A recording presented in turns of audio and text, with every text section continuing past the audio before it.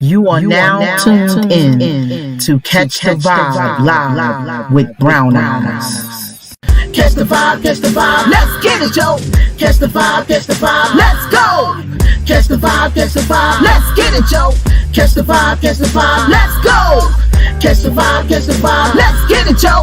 Catch the vibe, Brown Eyes. Come on in and let's talk about it. All right. Welcome to Catch the Vibe with me, your host, Brown Eyes. And I just want to say this is our first Catch the Vibe online show, and we got a exciting and wonderful and powerful show for you today. And I want to bring on my special guest for today before I even start, Mr. Mike Jones, the author, director and producer of a great movie that's about to hit our airwaves called Never Again.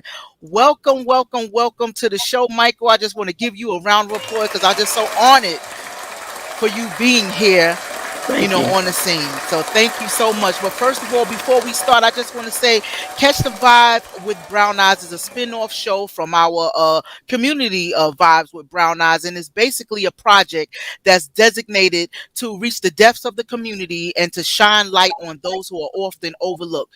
People like leaders, nonprofit organizations, musicians, performing artists, visual artists, young people just like you and me who decided to take their gifts and their talent and to be of a positive change in the environment for people, and so we just want to have our conversations with people and come together with them to shed light on the great things that are being done from people right here in our communities, and that's all over the globe because we got Mike here from Georgia. I'm here in New Jersey, which goes to show that communities can connect on great things. So Mike, we're going to be talking today about the slave syndrome, and does it still affect us in our communities today, which we know that it has a powerful effect for centuries on. So I just want to introduce you. Tell us a little bit about who you are, so the people can know who I'm talking to. Okay, thank you. I appreciate you, and I'm humbled to be here today. Like I said, my name is Michael Jones. I got a couple hats. I was a college professor. I teach fifth grade now. I've an author, written a book, $1 at a time, which is about economic empowerment in the Black community. Yes. And a book into my first stage play called Never Again, yes. which we started in Augusta in 2002 and sold out my very first show. And we toured from 2002 to 2004 throughout the Southeast, Georgia, South Carolina, and Alabama cities. And then I wrote 40 Acres, Who Stole the Mule, which was the second play. And that was real fun to do. That was based on a family finally getting 40 acres and a mule, and they're fighting over the mule. Everyone's trying to sell it, steal it, and you see how material things can break up a family, and the grandmother's trying to keep her family together. And that led me in that tour from 2006 to 2009. And my third play was called When God Calls, Will You Answer?, which is based on finding your calling in life. And we toured from 2011 into 2018, more Georgia, South Carolina cities. And that led us up to creating a 10-city tour for 2020. And you know what happened in 2020? Oh, so, yeah. COVID, the pandemic that shut everybody down. Yeah, so the entertainment industry was kind of shuttered for a while. So I decided to, since now we're in a Black History Me Too movement, yes. A lot of issues are coming to light within the Black community and a lot of more self-awareness about it. So I decided to bring Never Again back as an online streaming movie. 20 years later, it started in 2002. Now we're launching an online streaming movie of Never Again in 2022. So, great. I'm looking forward to that. Definitely looking forward to that. And and because of that, we have some of the actors. I'm really excited about that. Like, I get the director and I get the actors too. Boy, I tell you, this show is hot today. So what I'm going to do is I'm going to bring the actors on, the ones that could make it today. And I want to, let them introduce themselves to everyone so that we could get to know who they are, before we get started with the show. So we're going to start with Varian. Just say your name, where you're from, and the role that you play in this wonderful movie. Hey, I'm Varian Hunter. I reside here in Augusta, Georgia. I played several actors in the movie. One of the main characters I play is Jacob. Jacob. Okay. Several characters. I like that. You Hey, got some Jacob. talent in the house. Okay, let's go with Dorian. Hi, my name is Dorian James. I am originally from Detroit, Okay, and I Detroit. Shout just out to Detroit. I play the character of Mrs. Peterson. She's Okay. an overprotective mother, and she's afraid that her teenage son, is going to go out into the streets, and he's not a street person, so she just Right. pray for him, and it's good. It's a pretty Okay, good well, that movie. sounds like a lot of mothers today in my neighborhood and a lot of neighborhoods out here, what we got to worry about in today's time. So that's a powerful role that you have to play there. All right. Well, thank you for joining us on the show today. And now we're going to go to Farlicia. Can you hear me, Farlicia? Your mom. Okay, there you go. Yes, I can hear you. How you doing? I'm doing wonderful. Happy to have you. That's good. Thank you.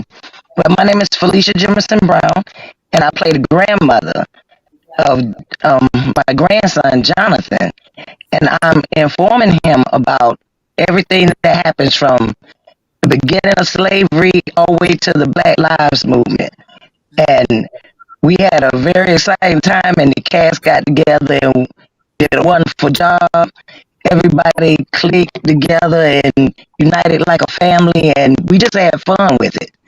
And as I'm teaching him, he's kind of rebelling a little bit. But after I broke everything down to him and showed him where to find his information and stuff from, he came to grasp what I was talking about and started noticing certain things that was happening around him that, Right. pointed towards how we were being conditioned. So it's a very good learning experience, and I wish everybody to stream it and learn something because there's a lot to learn from it. Well, I'm happy to hear that because everybody know that grandmama's roles play a big role in a lot of children's lives. I was Right. unfortunate. Yes, See, I didn't know my grandparents growing up. They were all deceased, so I never had a grandparent in my life. But I see how important I am a grandmother now. And my mom yes, was a grandmother, and I saw the importance of the things that I missed out on not having grandparents. So grandparents are very right. important and very powerful people to learn from, to grow That's right. from, and to continue on in our future. But I want to talk about, before we go into the movie specifics, I want to talk about Juneteenth. A lot of people don't know what Juneteenth is about, and basically, in a nutshell, I'm sure Mike got his story that he's going to tell me, after I tell my little what I know about it. Juneteenth, actually started on June 19th, 1865, and it happened Right. because the President Lincoln, he announced the Emancipation Proclamation in 1863, that the 63. slaves were Right. free. 62. 62. Oh, it was 62. Okay. Well, correct me, Mike. That's what I'm talking about. I'm learning too. Okay. But he made this announcement that the black people were free. They were no longer slaves in America. But somehow that message didn't get down to Texas and other, Confederate states until the Right. general, what his name, Gordon Granger, he visited Texas and he looked around knowing that slaves were, free, or black people were free from slavery, and realized that they were still enslaved in there. And he had to make an announcement and say, "Hey guys, I don't know if y'all know this or not, but you are free now. You're free. You don't have to be slaves anymore. I don't, it's been put out there by the president, and you can go free now." So you can imagine how they must have felt what do we do? Or some people went to go found their family. Some people fled up north. Some people, it probably was a mass celebration and pandemonium in the environment. So I'm gonna let Mike take over and tell me his version, Okay. because he's the movie man, did the research, the professor. Let me leave that over to you to talk Well, about. we forgot to mention Dorian down. Oh yeah, I'm sorry, Dorian. Where's Dorian? Okay, Dorian. Very. Dorian. No, I Dorian thought I, already. She went. She spoke already, Mike. You missed it. Okay. can I add something in right quick? Yes, yes, yes. Um, I hope this is the right time to mention this, but I am doing my stage play debut the weekend of Mother's Day, Friday, Saturday, and Sunday in Atlanta. Okay, well, Great. we're gonna So talk about that a little. We're gonna talk about that before we leave this show, because I'm gonna ask you Okay. guys, what are you doing now? What is your future? What do you have coming up? So we'll talk Okay. about that a little later, and I'm excited about that. I wish I was still in Atlanta. I moved back up north, but I still love my Georgia folk. And come on, Mike, let's continue to talk about this Okay. Juneteenth, and so we can educate the people. Okay. Well, like I said, I wasn't back in that day. I've researched a lot of the information about Juneteenth, Hmm. and basically it encompasses two things: 40 acres and a mule and Juneteenth are kind of combined, because Hmm. in 1862 Lincoln signed the Emancipation Proclamation primarily to end the war. It was Hmm. because the North was beating the South. That Right, was the reason to keep the Union together. But the North had stipulations that you need to include, for the South to get rid of slavery in order for us to really ratify this into law. right, So that was the reason. It basically it was to save the United States. So right. Lincoln signed it into law in 1862. And Hmm. fast forward, many of the southern states, and it was a piece of paper that was very extensive to read, so none of the slaves could read it or know anything about it. And the Right, slave owners kept the slaves working. They knew they were supposed to be free, but they kept them working to make more money from cotton, from gin, from soy, and all kinds of things that they were making. Two right, and a half years later, roll back to 1865, the Union Army started looking around and saying, well, you know what? We've been riding around down south and they're still working on the plantations. hmm, These white slave owners aren't telling the slaves they're free. So we need to do something about it. So they were right, like, okay, let's get on horseback and let's ride into every plantation in the South physically and gather all the slaves around personally. Because slave owners are not going to tell them. right, We need to tell them. So they went into every plantation, and the last one was Galveston, Texas, right. and gathered all the slaves around and said, slaves, come here. Okay, you all are free. And the slaves were, what? Who said we're free? Lincoln signed the Emancipation Proclamation free you in 1862, Right. 2.5 years ago. Hmm. So that's how they became free. And in the movie, I don't want to give out the spoiler, but we have a part in the movie about that. And it Right. explains, and Grandma explains this whole process. Right. But then General Sherman in Charleston, South Carolina, had an idea. Okay, the slaves are free. They need something, reparations. We can't give them money because, of course, they can't go to stores and shops. So let's give them 40 acres of land and one mule. And the 40 acres of land was probably the worst land, swamp land you could think of. But that was the goal. So hey, so people were like, okay, Charleston, South Carolina is good, but what about the rest of the South? What Right. about all the other folks? They get their 40 acres too. Right. So they said, okay, Lincoln, write it up. I mean, General Sherman, write it up and send it to Lincoln. Since he's a nice guy, he freed Hmm. all the slaves. So maybe he will sign it into law and give everyone from Right. Tennessee to South Carolina to North Carolina to all in Georgia, all of the slaves give their 40 acres a mule also. Right. So they wrote it up. And of course, we didn't have email back in that day. So horseback took a long time from Charleston to DC. Hmm. But a couple of white folks got in front of that horse and got to DC first. and gathered all the folks around and said, you know what? They got some paper coming here that's going to sign, and they're going to give all the 40 acres of land in all of the states in the South to the free slaves. We can't have that because Lincoln might sign it into law, just like he signed the other paper to free the slaves. Mm-hmm. And they got together and got a little plan. John Wilkes Booth and, all other folks got together and they said, well, you know what? Let's get Lincoln. We need to kill Lincoln. So, of course, Lincoln was giving a ballroom speech. Mm-hmm. And we know what happened. Yeah. Lincoln got assassinated Right. because they knew that he would have probably signed it into law like he did the other thing, this free the slaves. So Right. Lincoln is dead. Andrew Johnson, vice president, becomes president. Andrew Johnson vetoed it. It was dead. It ain't going to happen. So it's been floating around the administration all many years. It's like a hot potato. No one is ever going to pick it up. And now it's kind of far away from the descendant of slaves. So reparations have been talked about for years and years. But now it's kind of like, how do you trace the descendant of the slave? And I know there's some states now thinking about bringing it back up. So it's coming around now to administration.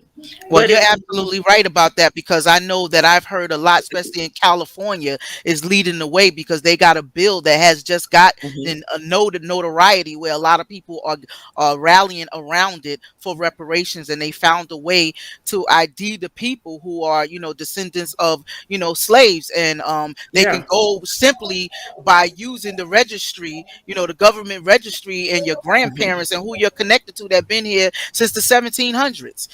It's Yeah. not hard to trace the people who are connected to the descendants of slaves. So that you're right, it is becoming, more popular, with the politicians and the government Yeah. recognizing that this is a need and it needs to be done. But the problem is, if we lose the White House, I mean, the Senate and the House of Representatives in November, Hmm. it's gonna be dead. It's going to be another fight uphill, kick back down the And hill. Trump's trying to push other folks into. So yeah, but it's coming around. But like I said, that's how Lincoln got assassinated. Andrew Johnson vetoed it. Was dead, and we never got the 40 acres and a mule. Right. And this is what is equivalent to what people are saying today. We still want our reparations. So Yeah. this is what Juneteenth and the whole story, about what we celebrate. Juneteenth is a celebration of freedom and emancipation. And I don't see Mhm. any person, white, black, or whoever you are, not wanting to celebrate Juneteenth, a jubilee of emancipation for a people that were oppressed. If you don't want to celebrate it, then you're not for freedom. You're not for liberty for all. Yeah. Yeah. Because And it's not, June. about the negative aspect, not just about the negative aspect about it, but it's a symbol of freedom, equality for everyone. So everyone Yeah. should be celebrating, that black people are happy that they got that measure of freedom during that time for Juneteenth. Yeah, and we break down Juneteenth in the movie. There's a scene Right. in it where the Okay. slaves actually decide, and a lot of people don't know what day Juneteenth is, but I'll go on and tell that, give a little small spoiler. Um, they on that day when the Union Army came into Galveston, the slaves got around and they were like, well, okay, what day is it? They couldn't read, they didn't know what day, but they knew by the sun, by the time of year, that it was June, in the middle of the year. So they say, okay, June, what day?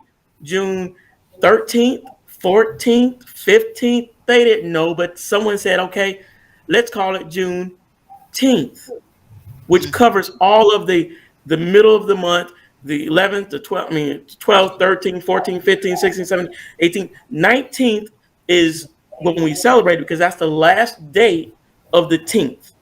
Right. 20th is not a 10th.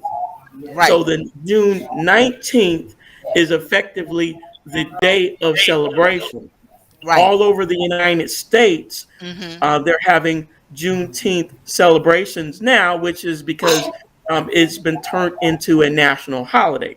Yes. A lot of Yes. people will be celebrating. fried chicken, barbecue, and don't have a clue Don't of have a what clue. Juneteenth is. They just want to come out and eat some fried chicken, which is Yes. good. I mean, I like fried chicken too, but we still Fried need to chicken, all know. kinds of stuff. Yeah, I'm hoping that the celebrations also tell about what Juneteenth was about, and Yes. not just, we celebrate and we're having a good time, we listen to some music and we go home. And that's Right. where the movie launches on Juneteenth. Right. So after you go eat your fried chicken and you get full, you go home, you can log in to Vimeo and Black House channel, or go to our YouTube channel, Right. $1 at a time productions, and you Yes. can get in and find out where on your TV, your laptop, your cell phone, your computer, where you can log in and watch and Yes. learn more about Juneteenth and all of the other things that our power lies in knowing who we are. And speaking of that, I just want to say not only do we eat fried chicken, but we have macaroni and cheese and collard Oh greens. yeah, And a lot of people don't know the history of food, that the yeah. influence that Right. African American and African food has had on the whole entire world. Like, I Oh mean, yeah. they ate red foods like strawberries and red velvet cake to represent the blood of the people. Like, people don't know they enjoy these delicious delicacies, but don't realize that those foods are connected to our struggle and the things that we have gone to. So I'm going to show the trailer of the movie right now that we have set up what Juneteenth is and all Okay. what you did to bring this movie into fusion. So I'm going to show the trailer now so people can get a bird's eye view of what great presentation you have for Juneteenth. So here we Thank are you. with the trailer.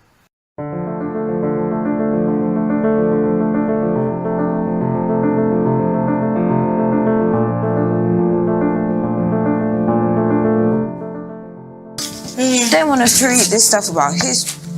And I remember you telling me that we were once kings and queens, but they don't mention anything about that in our history book. Yeah, baby, see, I know. See, because that's our job to finish educating our children and filling in the gaps.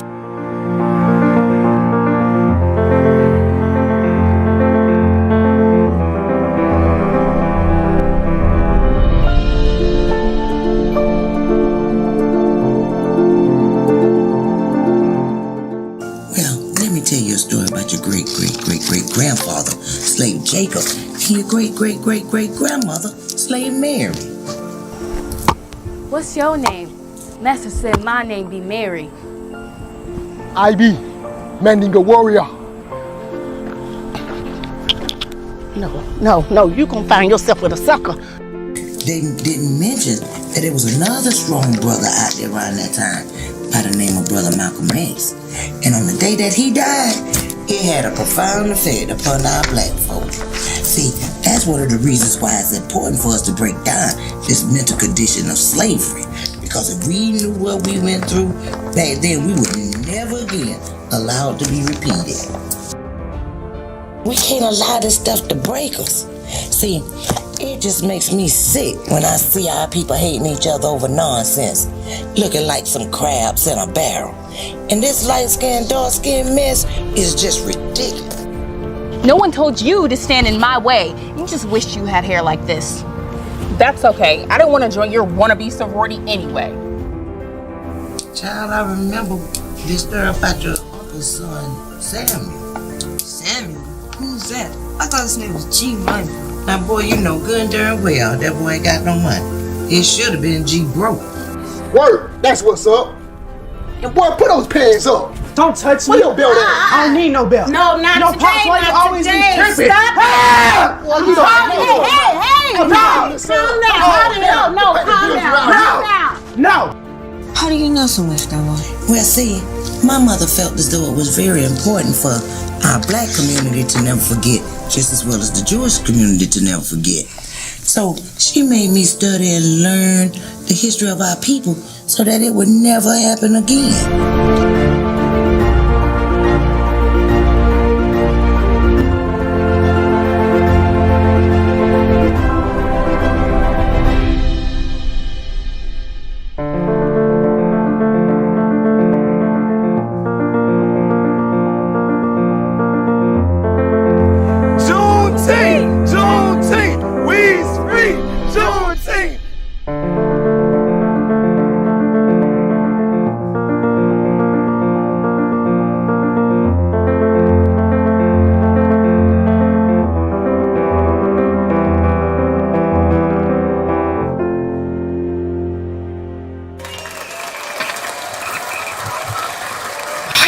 my God, that is so deep. Thank you. Oh, I cannot wait. I think I'm gonna get a group of friends and family. We're gonna debut it together. Like we in Okay. the movie theaters. I mean, like that is so good, and the acting is so real. So, I mean, so powerful. I mean, it draws you into the whole storyline of it all.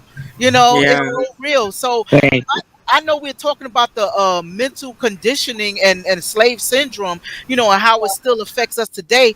But I'd like to hear from each of you, like in the roles that you played. Like I'm pretty sure that you could relate to some of the energy and what was going on in those scenes. Like that's probably why it was so real, because you could literally feel it. You might have experienced it, and because it's so real to us. Like, how did you feel playing the role that you played? Like, how did you relate to that? Anybody can answer. Well, I would say for me, as playing Jacob, I related to Jacob in so many ways because Jacob was enlisted as a slave, but he wasn't gonna tolerate being a slave, or he didn't accept being a slave.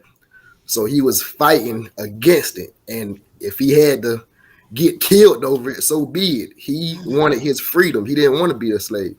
Right. And I can see that today, encouraging, inspiring somebody. We should be that way.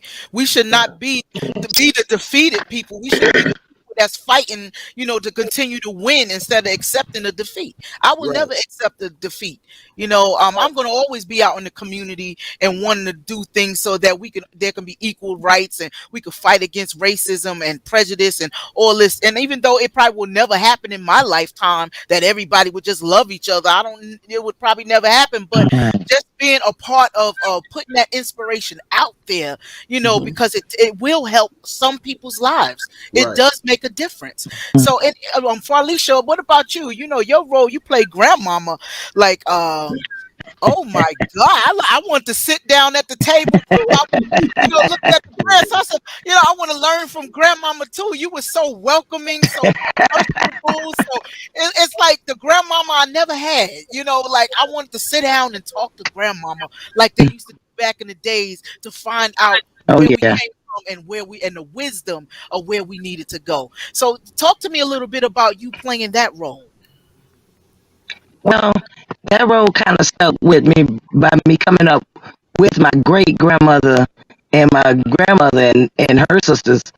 A lot of them had to pick cotton. So we heard a lot of stories about having to go out in the cotton field and do those, that kind of work, and how hard it was and how hot it was. And I talked to Jonathan about a lot of that in my role. And then being from the South, from South Carolina, I've also noticed where certain restaurants you couldn't go in because they were white folk restaurants, and it really took a toll. Because when you're younger, it's like, why we can't go there? Why we can't go to that restaurant? And they're like, well, we're not, that's not for us. Or we just go around the corner to another restaurant or something of that nature. So me playing that role and actually learning how they actually did, like make the black folk go to the back of the restaurant or whatever to get water from the water fountains in the back instead of being able to get them from the front. Those type of things like that brought back some of those memories from some of the stories that I was told. So it really hit home in certain spots for Exactly. me. And you know what? That hit homes for me, what you just talked about, because I just interviewed a congressman, Dr. Akil Kalfani, who is a sociologist, and he studied Africana studies. And he told me that's what pushes him. He said, because if our ancestors had to live through that type of struggle, like, why should Right. we give up today with what we've accomplished so far? We're not even, I mean, like, we're still struggling, but we're not going through what they had to go through, and they had a fight in them where they would not give up. So why would we give up Right. our struggle as far as we have come so far? That's like giving up on them and everything they endured to get us to where we are today. So that You're is so right. powerful that you said that, because he mentioned that to me, and I connected what you said to his statement, and we should not give up. And that's why Juneteenth, that never again, when it comes out, is going to inspire so many. So Dorian, Yes. I seen you pushing apart fights in there, and then we ain't gonna do this. We ain't gonna do I this. was the referee. And her and Varian were husband and wife. Yes, but it was so intense. You was like, no, we're gonna stop this. I was like, ooh, like everybody brings everybody into their character so well. So tell me what that was like for you to play that role. That's me. I have all grown children, but I'm very, very protective of my babies. And Mrs. Peterson is very protective of her son. She will go to war, even against her husband, to protect her baby. Right. And that's me all day long. And then Mrs. Peterson is a praying mother, and that's what we need now. We don't have enough praying mothers, or somebody like a village. Back in my day, we had a village, and Right. it's like people don't want nobody to say nothing to their children no more. If I see a child out there, trying to sell drugs or whatever, even back in the day, hey, say Yeah. something, speak up. Talk to that child. At least you did your part, whether they listen or not. And Absolutely. Juneteenth mean a lot to me as well because I had my 9-pound daughter on June 19th, 1998. Wow. So that day I'll never forget. A 9-pound child. And I But had my daughter June 16th, 3 days before. So we got so okay. many in there. But yeah, it was a very and I really like to always acknowledge Michael because he gave me a chance because I turned down the role a couple times You and because what? I'm thinking, well, yeah, because I was new to Georgia and I'm thinking I would have to drive almost 3 hours to Augusta, but I'm like it's worth it. And he didn't give up on me, so Mike, I like to say thank you for that, and it's You're been a welcome. lot of doors opening for me Yes, it's because of you. excellent. That's excellent, Mike. Yeah. Excellent, Mike. Oh, she Yeah, can so I really cry. appreciate it. Awesome. And She can cry. the cast were, huh? She I'm can just saying. cry. She screams. She's dramatic. She's very dramatic. Well, And we've the all cast lived were dramatic great. lives. Go Huh? ahead, Dorian. I'm Pardon? sorry. You said the cast were great. The cast were great. Like Felicia said, everybody got along. She made some good food. She had us full. Yes, she was the Hmm. caterer. Okay.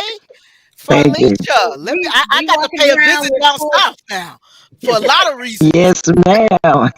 You come down south, you look up a little taste of heaven, and that's me. Ooh, a little taste of heaven. I'm gonna look it up now because I'm coming Yes, down to ma'am. Atlanta to visit, soon. So I'm looking up a little taste of heaven. Okay. That is real good. See, and that's what I like to hear of how the chemistry was built in the cast. Because in order to play such strong roles, I'm a performer. I've been in off-Broadway plays. I'm a hip hop artist. I've been doing hip hop for years. Okay. I'm a rapping granny. That's what I call myself All because right. I grew up hip hop. Where hip hop was very political. We use it as an avenue and a vehicle to express our concerns about our Hmm. communities, about the environment, and we wanted change. And so that's the era of hip hop I'm from. And I really believe that type of performing, sometimes you have to build chemistry with each other. You have to, everybody don't have that chemistry, but you guys, from what I've seen, it was so beautifully directed by Mike Jones. I'm sure he put a lot of himself into your crying because he always said, oh, they can cry. Oh, they can cry.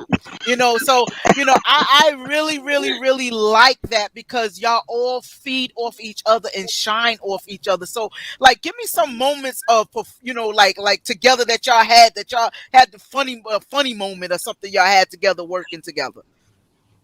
Go ahead, Dorian. Michael and those floppy socks. Okay. I don't know if you know what floppy socks They're is. funny.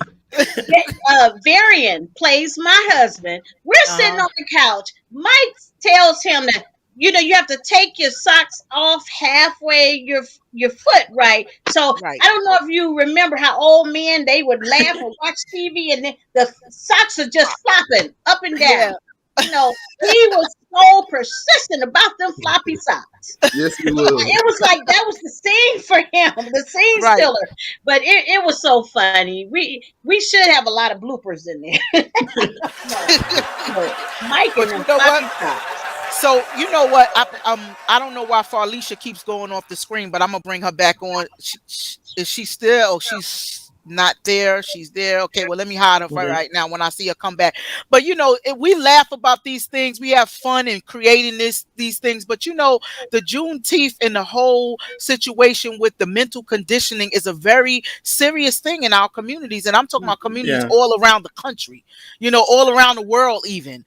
You know, and a lot of those roles have to, shows the breaking of the mental conditioning of us as a people. Like Mike talked about the light skin and the dark skin, and you just jealous because your hair don't look like mine, good hair, bad hair. And you know, even now, what I don't like today with the young men and even young girls, they bully and they treat people who want to go to school and get an education. You know, they treat them like they're punks. You a simp, you this and that, you know, like, so even if you tried to come out of something to learn something new and to become somebody great in your life, they're going to call you a punk. They're going to call, oh, you know, she goody two shoes, she too good, and, you know, and want to pick on you. But this is all that from that slave syndrome, from that mental conditioning. And Mike, I want you to speak to that a little bit, because I know you could explain it better than I can.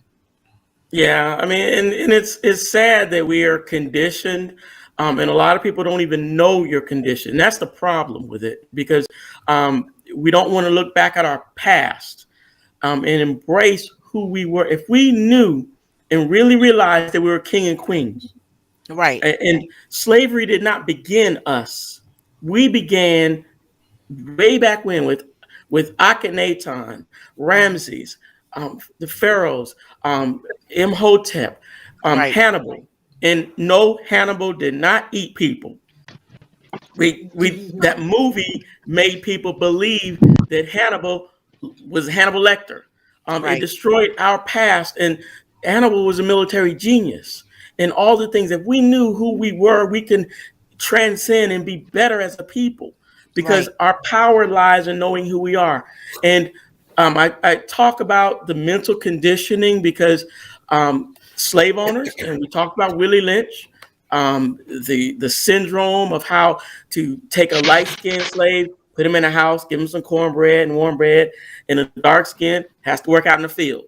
And that Right. was a tool that slave owners used to condition us. The light skin went outside and basically look at the slaves and let me know who's going to run away, who's going to fight back. And you come back inside, I'll give you something to eat. So the light skinned slave has to exist, has to live, and that's how they lived. And they went in and told master what's going on. Now the dark skin hates the light skin. Light Yeah. skin has to deal with that. So Mhm. all those issues, lynching, all of the traumatic things that were done to us are still in us today. And if we can adjust and learn from the past, we can get rid of conditioning. And Yes. conditioning can be as simple as you can be an alcoholic. That's conditioning. You're conditioned by alcohol. You can't Right. just tell a person, put it down, forget about it, walk away, and Right. you're not alcoholic anymore. No, when you get down, when you get depressed, when something happens in your life, you're going to find that bottle again, Yeah. because you never had the coping skills that came with finding out why you were conditioned by the alcohol. It was something in Yes. your past, something you Mhm. dealt with that you need to understand and break that. Um, Absolutely. People have been molested, raped 20 years ago. You can't just say, oh, forget about it. That's old news. Yes. No, you need to adjust. You need to learn from it. You need Yes. to relieve yourself. Forgive yourself for the things that maybe you have done or maybe someone's done from you.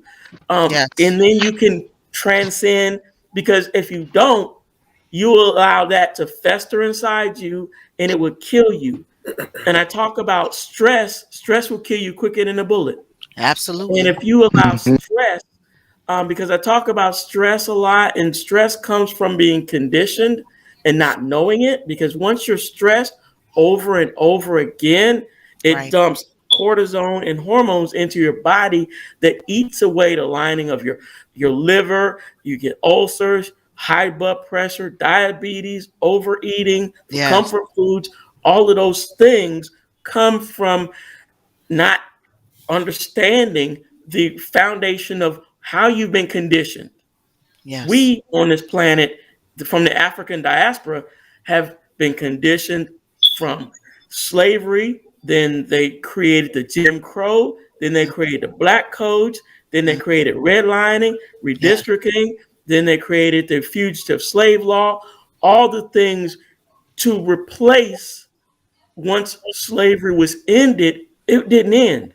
They Right. keep creating things to put us back in it. Right. And all those things further condition us. And now we have grandma saying, to a black child, you're black and you're a male, so you have two strikes against you. Right. That's negative. So if Yeah. you tell a child that he's negative because he's black and he's a male, he's going to internalize that and believe that, oh, that means I'm not as good as the white kids. Yes. So now his self-esteem has been brought low. I have to give you a round of applause on that one because that's real. What we condition ourselves with some of this stuff, mental conditioning, we do it to ourselves. We got to speak words of affirmation over our lives and positivity over ourselves. It says, there's a lot of power in the tongue. As a man speaketh, so shall it be. And a lot of things, these things we feed into, and we create that energy in our communities and in our lives because we believe it. What you believe is what you will become, and that's what a lot of people don't understand, and that's the part of the mental conditioning. I mean, I had a guy at one time that told me, oh, well, you if you was back in slavery, you yellow, you a red bone, you probably would have been a house Negro or whatever. I said, yeah, but did you ever ask them what was going on in that house? They might have wanted to sleep in the outhouse with y'all, having to be in there late at night with whatever they was going through that they couldn't tell you, that was going on in that house, because anybody of that was black, whether they was treated a little better than the other, went through some type of traumatic experience. And I don't think I would have wanted to be inside the house. I would want to have been outside the house, because you don't know what's going on inside of there.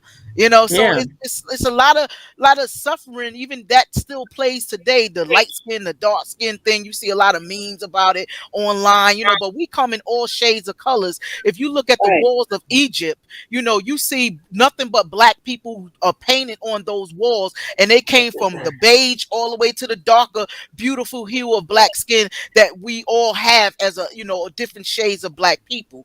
So that's something that needs to definitely be instilled in people, us as a people, so we can look at each other, as equal, even within our own self, and respect each other. So that's a big part of, us getting the respect that we deserve in the universe and in the world as well. So Yeah. Yeah, that's and a you beautiful you thing. talked about words being, Mhm. death and life and the power of the tongue. And Yes. if you look at the words that were created, black being one, and another word next to it, blackout, blackball, black hole, black Christmas, means you ain't get no Christmas gifts. Mm-hmm. Black for a funeral, white for a wedding. Those were created subliminally to make you feel that you're negative. So if you call Absolutely. yourself, I'm a black man, but everything I know of black is negative. Right. So subliminally, I'm negative also. Yeah. Yes. There's nothing You good can't get about me around it. because I'm a black person. That's Yeah. what that makes you feel like. You But know. blackout Mm-hmm. actually means black is out of the equation. Not, it's actually black in when all the lights are out, because black Wow. is in. It's not a black out because black is here with you. No lights, no flashlights or whatever. So it's black, it's dark. Right. So it should actually be black in and Right. not black and black out. Right. Wordplay. I noticed there's a lot of wordplay, especially in this country, in the legal judicial system. You didn't say it that way, so you couldn't have meant it that way. It's a lot of wordplay that goes on. But I also know it's a lot of wordplay that happening, because I know you post up, the trailer of the movie and been getting a lot of negative. I mean, just for posting a movie, I mean, I got involved in that because I wanted to straighten some of that mess out too. But, like, it's a shame that even today, just posting a movie to educate people about what took place, you didn't bother nobody but post your movie, and they jumped on there and started attacking you, calling you a racist, telling you that you were the problem because you're trying to show something that is truly a part of American history that really happened, that can educate people of all color. So how are you dealing with that type of pushback? Well, I knew I would deal with the issues because of the climate we're in now. Right. And knowing that we're in a political season also. Right. I knew I would deal with that. I just didn't know I would deal with that this so it came as a shock for some of the comments were real negative. Right. Because they don't want us to know about our history. But we know about their history. Right. We know everything about their history. Christopher Columbus, Benjamin Franklin. It's okay about history. It's just not our history that they want to know about. So once we start talking about it, then it's like, oh, that's old news. Don't bring that up again. Isn't Christopher Columbus old news? Yeah. He got a holiday. Yes. So it's about history. And I'm an educator. So I teach math. I'm so glad I don't teach history, because that would be rough trying to, when I with critical race theory, it's like, in critical race theory, I'm telling everyone, it's not taught in elementary or middle school or high school. It's not. But they're trying to make people believe that it's taught. Right. It's a graduate degree study that's not even taught in elementary. You don't teach elementary school kids that. But they're trying to make people believe that elementary school kids are being taught to hate each other. Right. That's the farthest thing from what's being taught in elementary school. But if a teacher brings up anything, you can get sued, you can get fired, and you can get eliminated from the school system because of the pressure that certain people are putting, because they don't want to know. It's like, okay, slavery started, then we got Rosa Parks, and you got the ride on the back, front of the bus. Right. They're missing all of the They're history. missing all of that. And you know what I feel like it's in contributory to? Because even African American people, when you talk about Juneteenth, some of them get angry. They don't want to hear about it. Like, I'm tired of y'all, because we were a people way before the slave ship. I get it. Some people say, look past the slave ship, because we were not slaves. We were, actually great people that were put into slavery. We were not slaves from the beginning. We were bigger than that, beyond that. But at the same token, this story, people don't like to face it because either shame, on the behalf of Black people, don't want to keep showing, people that look like me that were beaten and, downtrodden and abused. And then, white people who feel guilty because they look like the people who are actually administering the abuse. So you get this guilt factor, you get this shame and guilt factor, but it doesn't take away from the nasty, ugly truth of it all. And if they would just embrace the ugly truth of it all and want to be a part of the jubilation of wanting everybody of every race and every kind to be free and have the same liberties as everybody else, then this world would be a better place. You got to accept the ugly. If you don't look at the problem, it's like an alcoholic. When you go to alcoholic, you got to admit that you're an alcoholic first. If you don't admit that this is a real thing, how can we ever resolve it if we don't admit that this is real and embrace the ugliness and then do something about it to clean it up in the mental conditioning of it all? So that's where that backlash is coming from. Yeah, and one of the most ridiculous questions or comments I was getting is that, we sold each other into slavery anyway. For one, who wrote the history? The slaves didn't write their history books. Right. So that means someone else wrote the history. And then I was like, okay, were you back in that? You must be very old because in 1690 you were there to see the slaves actually sell each other. I wasn't there either, so I don't know. Right. But you weren't there. But for you to say, as in truth, that you know they did it, that means either you were there when it happened, you Right. have firsthand knowledge, or you're just basically making up something you heard from someone else. Right. It's And just like that counter argument when they say black on black crime. You know, y'all only worry about when white people do it, but y'all killing each other. But it's totally different, because when black people kill each other, they go to jail. There's justice done. They got innocent black people that been in jail for years. But when somebody, their counterpart, do it, there's no justice, because nobody gets accountable for it. You can't even compare the two. So when people counteract it with that, to me, which is a statement just to say you don't have a problem because y'all killing each other, you know, so we should be able to kill you too. It's just an ignorant statement that goes to show every race of people have crime and things that they have done to each other, but doesn't make it right for the atrocities that take place, you know, for black people in the black community. You can't use that black on black crime. Yeah, we got that going on because we got a lot of oppression and a lot of things we need to deal with in our community for what we are up against in the mental conditioning. But that don't make it right for people to come in and say it's okay to kill us, because since y'all killing each other, we should all have all free access to killing y'all too. You know, it doesn't make sense at all when people bring that up at all. So it's and that's why now is so it's so important for us to bring this movie out. Yes. In 2002, when I did it, the world was different. It was, you know, of course we had Rodney King. That was basically one of the biggest things that we saw. Now, every day you turn on the TV, there's a cop shooting someone because there's a cell phone. We caught it. So over and over and over again, we got you know, Black Lives Matter, you know, helping us to uncover certain things. We have all the things from voting rights being taken away to all the administration, all the things they're doing to reverse the things that we got in the 60s, Malcolm X, Martin Luther King, and the Civil Rights Amendment, and all the things that we got. Now a lot of things are being reversed. So now is a time, we're in a Black History awakening for us to bring this movie out. We're hoping it opens up a dialogue. We need to talk to each other, not talk at each other, not talk over each other. And it's not like the person that can yell the loudest wins the argument. Right. No, you're yelling that we're not talking.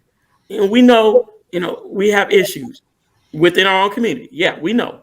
And the movie is based on the mental conditioning of slavery and how we have conditioned each other in a lot of ways that we need to stop, and we need to open up our eyes and love one another like God wants us to. He doesn't want any race of people hating on anybody. Right. And what I deal with is the simplest thing in the universe. Everyone knows, from the smallest amoeba to the biggest animal on the planet Earth, is that you take care of home first. Absolutely. Pigs take care of pigs. Amen. Chickens take care of chickens. You don't see lions taking care of lambs. That's not how it works. Take care of home first, then you can go next door. Why feed your next door neighbor? I gotta give you a round of applause on that one. Have no shoes, no food to eat. Why take food and give it to your next door neighbor? When your house is falling down, you need to fix your house first. Then you can go next door. We have a lot of issues within our community. Let's come together. Let's understand, of course, the conditioning got us where we are, but now let's break the conditioning and let's come together, love one another first. Then we can go next door and help everyone else. We can't help no one else right now because first, we don't even know who we are. Right. And if you don't have a foundation of who you are, the biggest castle you build, and if your foundation is on quicksand, the higher you go, the lower you're going to sink. And if we don't know our own last name, we don't have a foundation of a culture. We used to talk about it takes a village to raise a child. and other things of Kwanzaa and Ujamaa and cooperative economics. In the 1930s, we had running numbers, which they took and created the lottery from. Right. We used to take care of each other in the 60s, in because it was only us. Right. But now it's like, oh, we don't need to look back at our history. We all got everything. Now we can get a big house. We can go next door and we can live and forget about the people that are struggling because it's their fault. Yeah, that's You unfortunate. know, we need to come together and love one another. And that's why this movie is so important. And I'm hoping that everyone streams it, shares it, because it's about the awakening and opening up our eyes, and the power lies in knowing who we are first, then to love ourselves. Yes. Once you can love yourself, then you can take care of home first. Yes. If you don't even love yourself, you can't take care of your kids, because you're bitter, for one, because you didn't do what you needed to do, go to school, whatever. It's got you bitter now at the age of 40 or 50. Now you're raising children and you're bitter and angry. You know how those kids are going to come out if you're bitter and angry. So love yourself, and then you can love your children. Then you can raise your children up in the way that they need to be raised. Then once they're ready, now they can pass that back on to someone else. Right.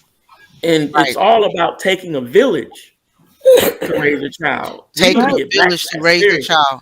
Yes, that is, we got to get back to that. And we also need to get out of the thinking of everybody is the same. You have some white people that are fighting right by us, next to us, walking, marching, you know, putting themselves at risk because they believe in equality as well. You know, just like, you know, we don't want people to look at all black people the same that do things. You know, like we got to open up our eyes and view things for the reality that was, because even Harriet Tubman, all the great work that she did, got freed and then risked herself by going back to free more. You know, she had the help of all kinds of people helping her with that freeing the slaves. Underground Railroad. On the Underground Railroad. She had a lot of help.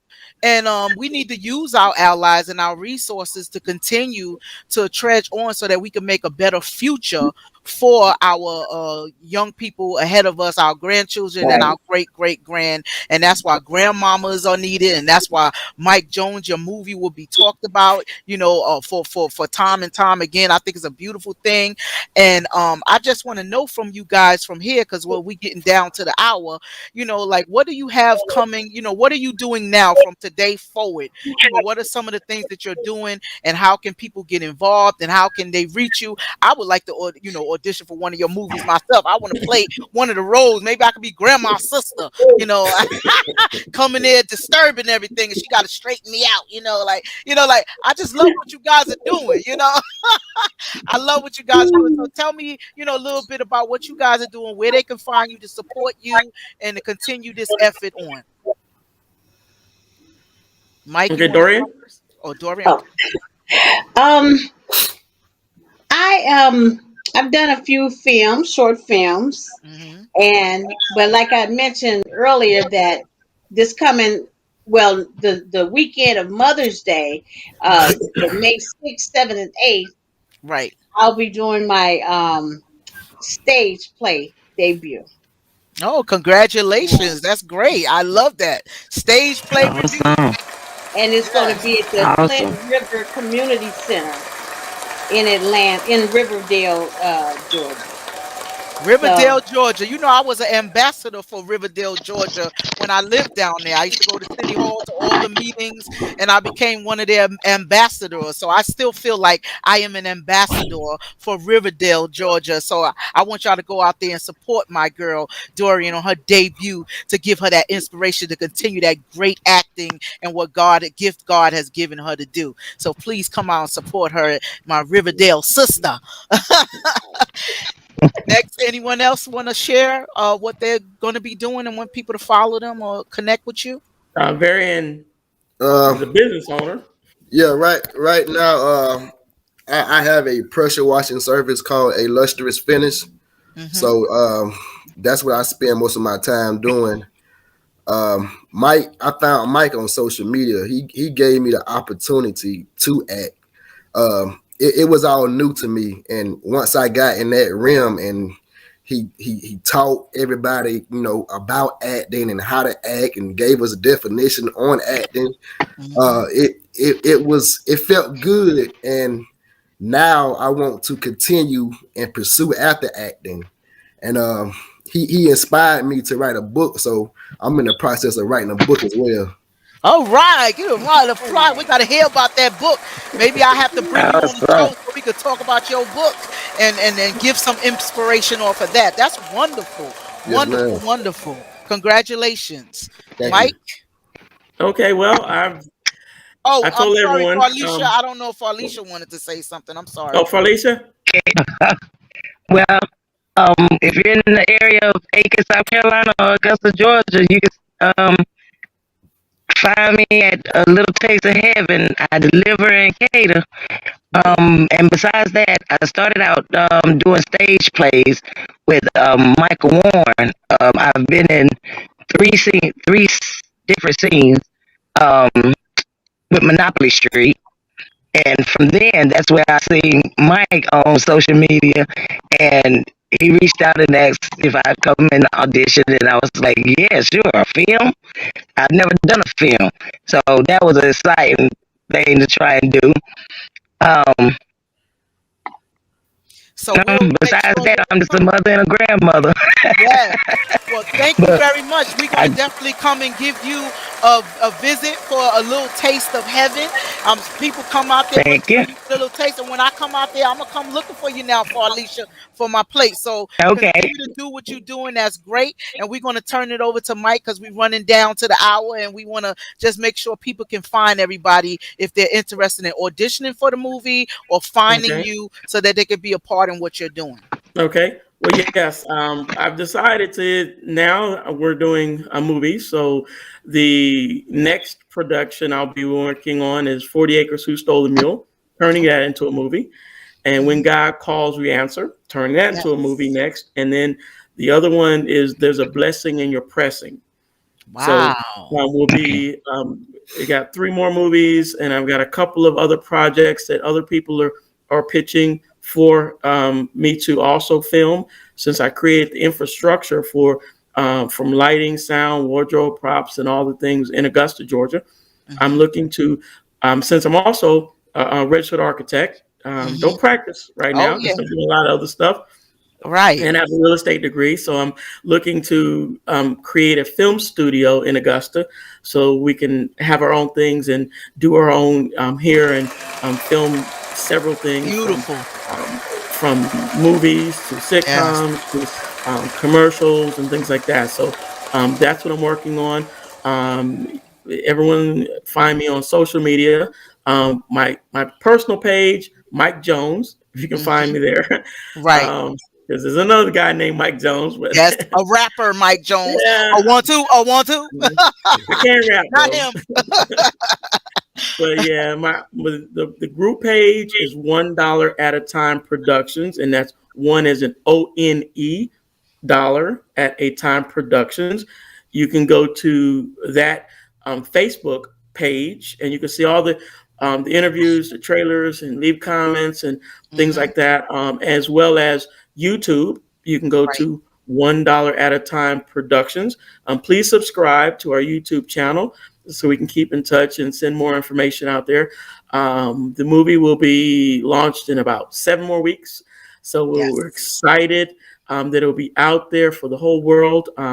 And some people have been leaving comments that, this is the next Roots or 12 Years a Slave. And I'm like, wow. I mean, it's impressive to be, even thought of to be put in that caliber. Exactly. But I'm just trying to put something, and I have some scenes that are fresh and new for today's time that are really hitting, that I'm really excited to bring forth. We have some musicians that are writing music. We still can use some more music if you want to have a song debuted. We got some time, so email us or at blackceo99@yahoo.com. Send me an email, send me information. A lot of things we got going on. I'm just so blessed and happy that people are receptive, to what we're doing by and large. Of course, and I tell people a long time, if the devil isn't bothering you, that means you're on his side. He likes you. Right. You're doing his work. I like that. He ain't bothering you. But if he's bothering you, then that means you're doing something good. And you doing something bothering me. He's trying to change you around. Yes. But if he ignores you and ain't nobody bothering you, hey, devil's patting you on the back and saying, good job. You're on my team. I'm not on his team. So that's why he's sending all his little minions to come up, and I'm happy. Hey, I'm here. So thank you, Mike. This is my work. So I want to put some work out there that can enlighten and hopefully bring about unity, self-respect, and pride within the African American community. Absolutely. And anybody, a round of applause for that one. And anybody who does not want to celebrate freedom and liberty and justice for all, and especially the Black community and all the suffering they've done and been through in this world and in this country, then shame on you, because this is a great time to show the humanity that you have within yourself. So I want to take this time to thank you all. It is such an honor to have you guys on this show and to talk to you about it. I'm looking forward to the movie. I'm going to be pushing this whole trailer so that everybody can join in all over the country with you guys, and what your presentation is going to educate so many. So you should feel really good about yourself and be thankful that you are part of this movement that is going to bring some enlightenment to all. So thank you all for coming on Catch the Vibe with Brown Eyes, and this is y'all on our first Catch the Vibe show. And I know we had little technical problems in the beginning, but we did this thing because God is good, and you can't stop what's meant to be. Okay, you can't stop what's meant to be. All right, you have a wonderful time. Amen. And I'll see you again soon. And thank you once again for joining Catch the Vibe with Brown Eyes. Okay, take care now. Catch the vibe, let's get it, Joe. Catch the vibe, let's go. Catch the vibe, let's get it, Joe. Catch the vibe, let's go. Catch the vibe, let's get it, Joe. Catch the vibe, let's go.